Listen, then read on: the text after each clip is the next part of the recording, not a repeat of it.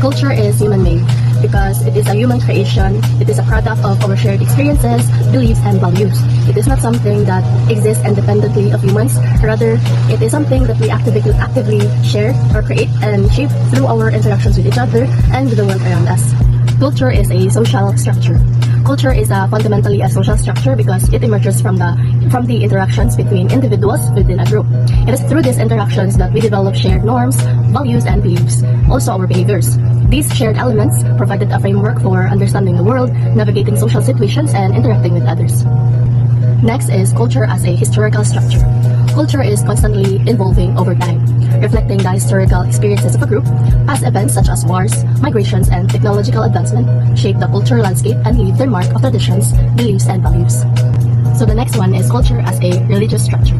Religion plays a significant role in shaping many cultures, providing a framework for understanding the world, defining moral values, and guiding our behavior. The last one is culture as a political structure. So you're thinking that why is politics linked to culture? Because as it shapes the way we think about power, authority, and governance, political systems often reflects the values and beliefs of the culture in which they exist, and political movements often arise from cultural tensions are complex. The next one is culture is a site-specific. Culture is a site-specific because it is deeply rooted in the physical and social environment where it develops. It's not just a set of abstract ideas, it is shaped by the particular or unique circumstances of the place and the people who inhabit it. So culture is not a static entity, it is a dynamic and ever-evolving phenomenon that is deeply intertwined with its location. Understanding the site-specificity of culture helps us appreciate its complexity, its diversity, and its significance in shaping human experience. Understanding the interconnectedness of these elements is essential for appreciating the diversity and richness of human culture. Culture reflects and embodies the logic and the power relations to a particular social order. Culture is more than just shared beliefs and traditions. It's shaped by the values and power dynamics of a society. It reflects dominant ideologies and reinforces social hierarchies. This means that what is considered normal in a society is often dedicated by those in power. For example, certain traditions and social norms favor particular groups, maintaining existing structures of control. Understanding this helps us see culture as a tool that can either maintain power or challenge it depending on how it is used. Culture is performative and changes over time. Culture is not static. It is constantly evolving through human interactions, performances, and social transformations. People express culture through everyday actions, traditions, and even resistance to norms. Over time, changes in technology, politics, and global influences reshape cultural expressions. For example, social media has revolutionized the way people communicate and express identity. Cultural changes can also emerge from grassroots movements that challenge outdated norms and introduce new ways of thinking. Let's explore some examples of cultural performances and transformations. Culture is a powerful force that reflects economic, political, and social structures while constantly evolving through human expression. It influences how we think, behave, and interact with the world.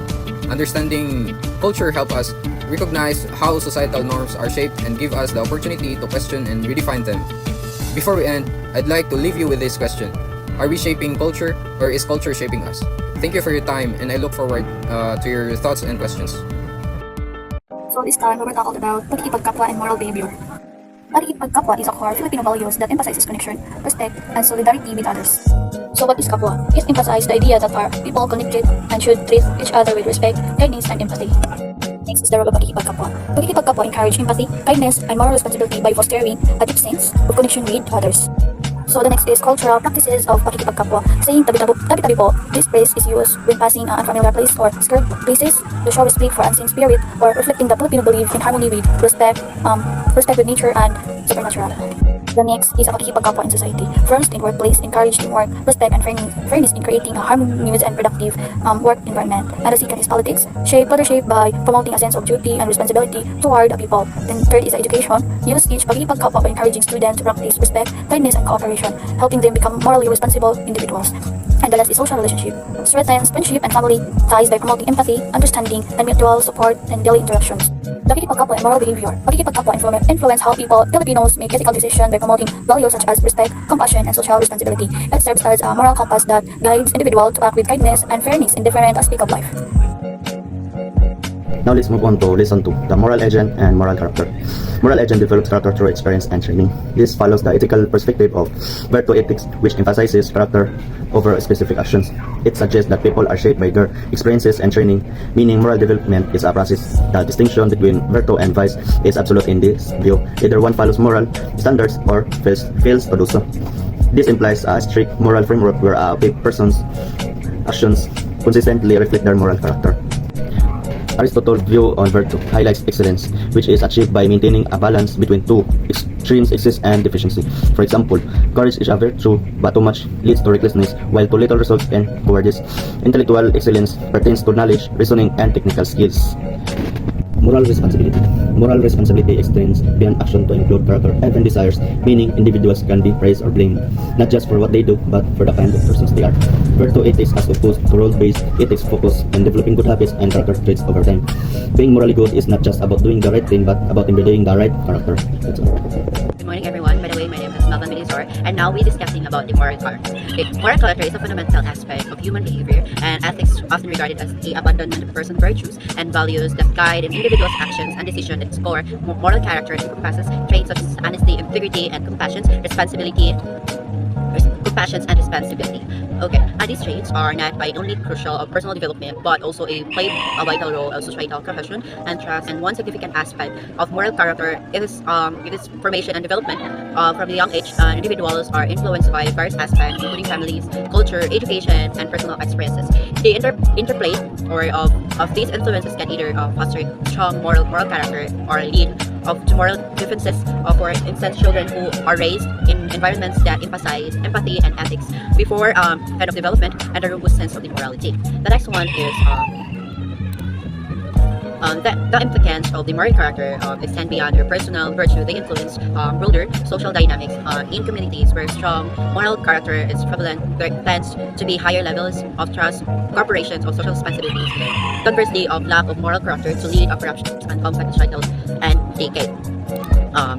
A moral character, by the way, is a complex of multifaceted concept that is essential for personal integrity, and by migrate of factors, it is presence or absences can significantly impact individual lives, and communities emphasize that importance of education, family, and public discourse can help the ethical and compassionate society. I have here one examples of the moral character, which is Mr. Thompson, dedicated teachers, and faces a dilemma during a test when he noticed that Jake is cheating and Sarah is struggling with anxiety. He strictly reminds Jake of the importance of honesty and offers support to Sarah to help her regain confidence. After the test, he discusses integrity with the class, demonstrating strong moral character and positively influencing his students. Thank you so much.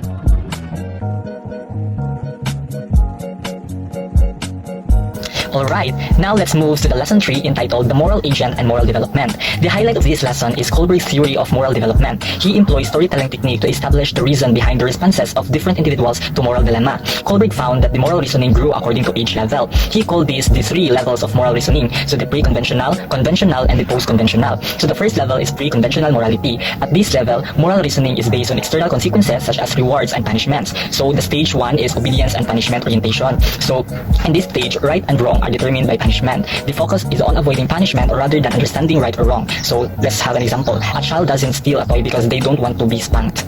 Now stage 2, individualism and exchange. So morality is based on personal gain or benefits. The idea of fairness begins to develop. So like, you help me, I'll help you. So example, a child shares their snack only because they expect their friend to share theirs later.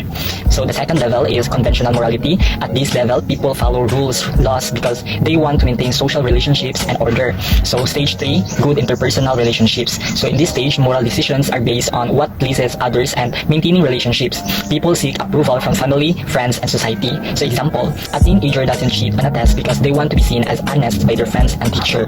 Stage 4 is maintaining the social order. So laws and authority must be followed to maintain social order. So duty and obedience and respecting rules are important here.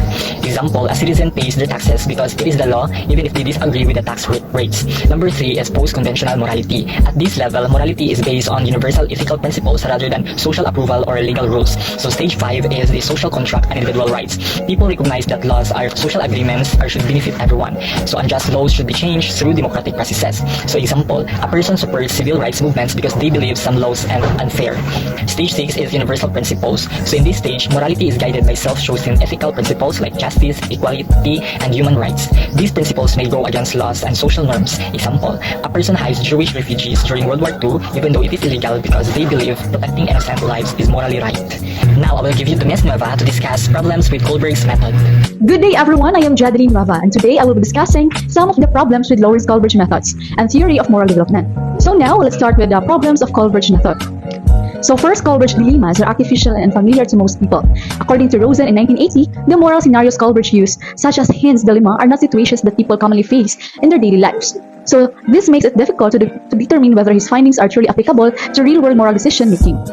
Second, Kohlberg's research sample was biased. According to Carl Gleig in 1977, he pointed out that his studies mainly focuses on males, that makes them androcentric. And because of this, Kohlberg's conclusions about moral development may not accurately represent how females reason about morality. Third, the dilemmas used in the study were purely hypothetical. People might answer differently when faced with real-life moral dilemmas, where emotions and consequences are more immediate.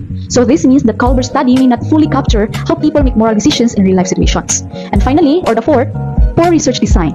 Since moral reasoning was assessed through verbal interviews, responses may have been influenced by a person's speaking ability rather than their actual moral beliefs. So this raises doubts about the validity of Kohlberg's stages of moral development. Now let's move on to the problems with Kohlberg's theory itself. So there are three major questions in the problems of Kohlberg's theory.